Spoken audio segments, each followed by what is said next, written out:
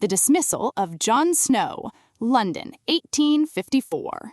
In the summer of 1854, cholera was killing people in the Soho district of London at a rate that had no clear explanation. The prevailing medical theory of the time was miasma, the idea that disease spread through bad air. Rotting organic matter produced foul-smelling air, and that air made people sick. It was the dominant theory in medicine for centuries, and virtually every doctor and public health official in London believed it. John Snow didn't. Snow was a physician who had been quietly building a case that cholera spread through contaminated water, not air. He mapped every cholera death in the Soho outbreak onto a street map of the neighborhood and found cases clustered around a single water pump on Broad Street.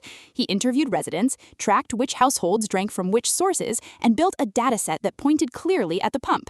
He presented his findings to the local Board of Guardians and convinced them to remove the handle from Broad Street, making it unusable. The outbreak slowed and eventually stopped. The Board of Guardians then reattached the handle. They concluded the outbreak had already been declining naturally and that Snow's water theory was unproven. The medical establishment largely dismissed his work for years. Snow died in 1858 without seeing his theory accepted. The delay in accepting germ theory and waterborne disease transmission wasn't just an academic disagreement. Cholera epidemics continued killing people in London, across Europe, and globally for decades, while institutions continued building sewage systems that emptied into the same rivers people drank from. The 1854 Broad Street outbreak killed 616 people in a few weeks. The broader, slower death toll of institutional resistance to Snow's findings is incalculable. The Radium Girls, Illinois and New Jersey, 1917 to 1938. During World War I, a factory in Orange, New Jersey began hiring young women to paint watch dials with a luminescent paint made from radium. The watches were used by soldiers who needed to read the time in the dark.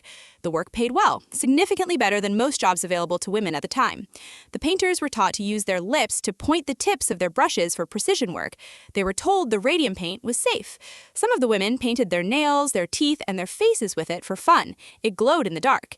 The factory floor was thick with radium dust that settled on their clothes and skin. Radium is chemically similar to calcium. When ingested, the body treats it like calcium and deposits it in bones. There, it emits radiation continuously, destroying bone tissue from the inside. By the early 1920s, the women were developing symptoms their doctors couldn't explain. Jawbones dissolving, teeth falling out spontaneously, bones in the legs and spine fracturing without impact. Some women's bodies became so radioactive they glowed faintly in the dark after death. The company knew. Internal documents later revealed that management was aware of radium's dangers as early as 1917.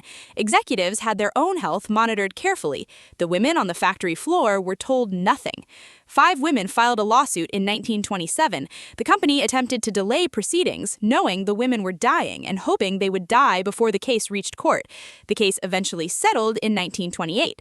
The women received $10,000 each and a small annual pension, less than the company's legal fees.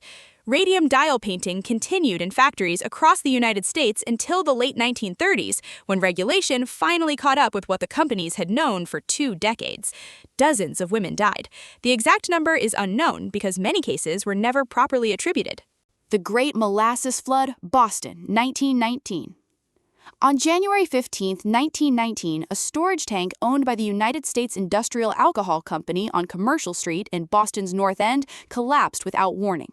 The tank was 15 meters tall and 27 meters wide. It held approximately 8.7 million liters of molasses.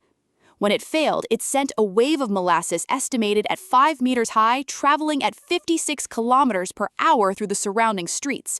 The wave demolished a section of the Boston Elevated Railway. It crushed buildings. It knocked over horses and trapped them in the thickening syrup. 21 people died. 150 were injured. The tank had been known to be faulty for years. Residents of the neighborhood had reported molasses seeping through the rivets. The tank leaked so consistently that local children collected the molasses from the ground as a free treat. The company had received complaints. An engineer had inspected the tank and flagged structural concerns. Nothing was done. The company initially blamed the explosion on anarchists, a convenient accusation in the political climate of 1919. A 6-year civil lawsuit eventually found the company liable. The investigation revealed the tank had been built without proper engineering oversight, tested inadequately, and maintained negligently. It had been filled to capacity just 3 days before the collapse. The Bhopal Gas Disaster, India, 1984. On the night of December 2, 1984, water entered a storage tank at the Union Carbide pesticide plant in Bhopal, India, triggering a runaway chemical reaction. The tank contained methyl isocyanate, MIC, an extremely toxic intermediate chemical used in pesticide production. The reaction produced a massive pressure buildup. Safety systems that should have contained the leak had been shut down or were non-functional. A scrubber designed to neutralize escaping gas was offline for maintenance. A flare tower designed to burn off any gas that escaped the scrubber was also non-functional. The refrigeration system that should have kept the MIC cool and stable had been turned off months earlier to save money. Approximately 40 tons of toxic gas released into the air above Bhopal, a city of 900,000 people, in the middle of the night. The gas was heavier than air. It settled low following the terrain, flowing into the densely populated slums surrounding the plant. People woke to burning in their eyes and lungs. Those who ran increased their breathing rate and inhaled more gas. Those who couldn't run died in their beds. Official estimates put the immediate death toll at approximately 3,800. Other estimates, including those from survivors groups and independent researchers, place the number killed within the first days at 8,000 or higher, with 15,000 to 20,000 total deaths attributable to the disaster over subsequent years from respiratory disease, organ failure, and related complications. The plant had been operating below capacity for years and had cut costs in every area of its operations. A 1982 safety audit identified 61 hazards at the facility, 30 of them major. The report was not acted on. Union Carbide's chairman flew to India and was briefly detained before being released. He never stood trial. The company eventually paid $470 million in compensation, a settlement the Indian government accepted in 1989 over the objections of survivors groups who called it grossly inadequate. The plant site was never fully cleaned up. Groundwater contamination in the area continues to affect residents today. The Eschede train disaster, Germany, 1998. On June 3, 1998, Inner-City Express Train 884 was traveling at 250 kilometers per hour near the town of Eschede in Lower Saxony when a wheel tire failed. The metal tire, a rubber-lined design introduced in 1992 to reduce noise and vibration, had developed a fatigue crack that had gone undetected. The failed tire derailed one of the rear carriages. The derailed carriage struck a bridge support, causing the bridge to collapse underneath the train.